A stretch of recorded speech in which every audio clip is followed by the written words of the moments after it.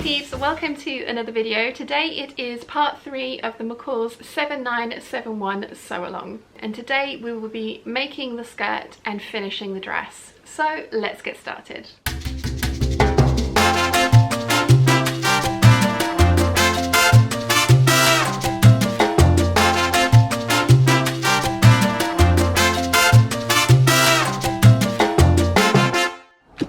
Everything pressed for the bodice, so I've put that to the side for now and we can start working on the skirt. Now I'm not going to be including pockets in my dress because I'm using a very lightweight fabric, and I find that pockets drag the lines of the dress down in lighter weight fabrics. That's just a personal preference of mine. I do however have a tutorial that you can find here of how to French seam inseam pockets into your dress if you would like to include them. So I am going to be following view D, and I would like a thigh-high split up the front section of my dress. So I am going to be sewing the right hand side of my dress.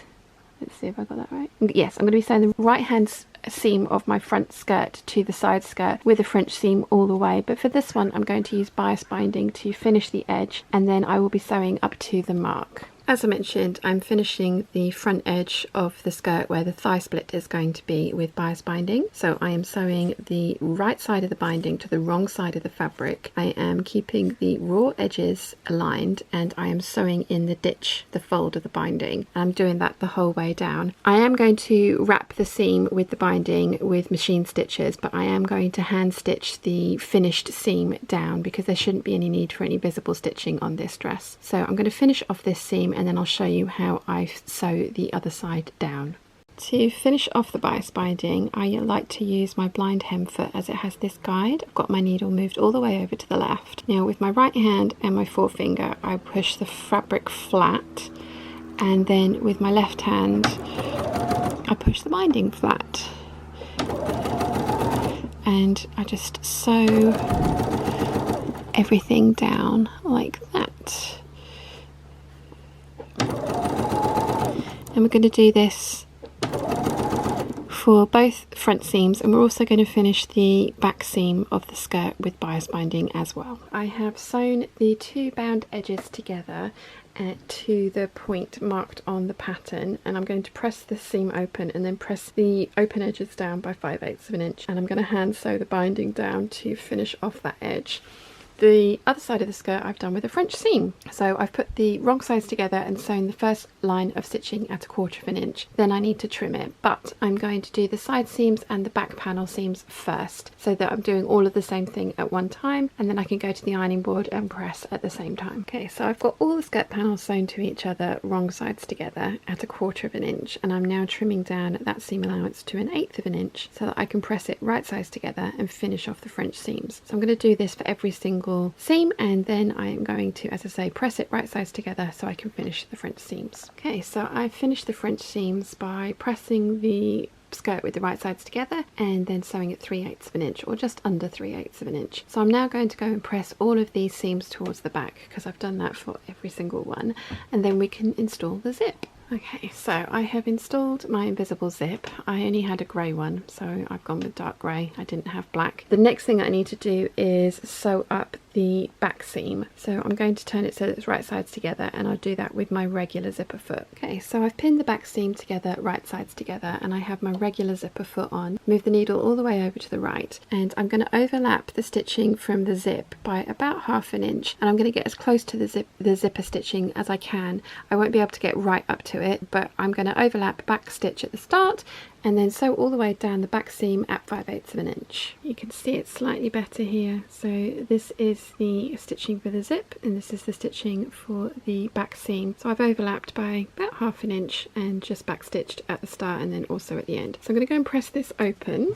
And then we can move on to step 32, pin bodice to skirt matching centres, and we're going to baste that into place. I don't want to baste my lining into place. For the front I want to press my lining up and slip stitch it into place, and for the back we're going to have a facing that's going to finish off the back edge of our skirt. We have sewn up to the large circles, so this is why I left the 5/8 of an inch gap at the side seams. So for the actual bodice I'm going to sew that shut shut, but for the lining I am going to leave that open because I'm going to leave the back bodice in the press down, and then I'm going to press the front bodice up so that I can slip stitch it in place later. Okay, so I've pinned my bodice to right sides together with the skirt, and as you can see here, I have pressed up the seam allowance on the bodice lining front, but on the bodice back I have left it down, and at the side seams we have the 5/8 of an inch here, and I'm going to sew the bodice front, keeping the lining out of the way. And again, that's just so I can clean finish this by slip stitching it a little bit later. And we're going to have facings to finish this side. So I'm going to sew from edge to edge, and you won't, as you'll notice, this is why we need a facing, because the edge of the back bodice does not go all the way to the zipper. So I'm going to sew from this point round all the way around the waist at 5/8 of an inch, making sure that I don't catch my lining.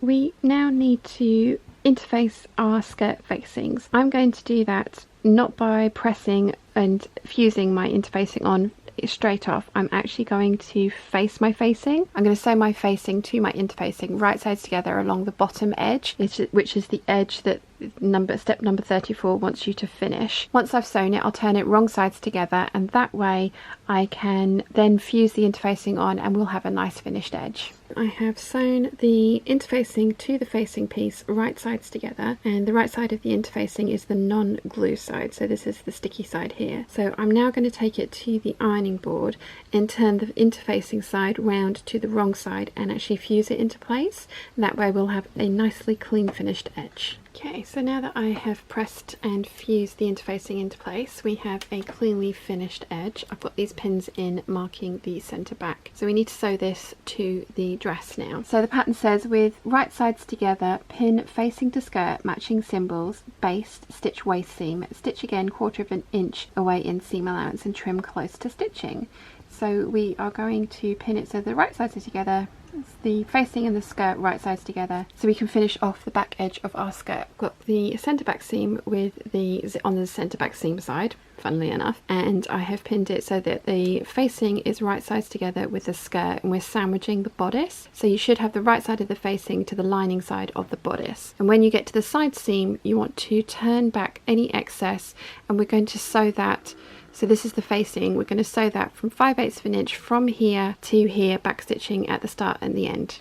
I'm going to do the same for both sides. So rather than stitch again and trim the seam allowance, I'm going to actually understitch the facing to the seam allowance to help it stay inside, and when I press it, hopefully it will stay in place. So I'm going to basically fold the facing over the seam allowance, and I'm going to understitch the whole way along this edge.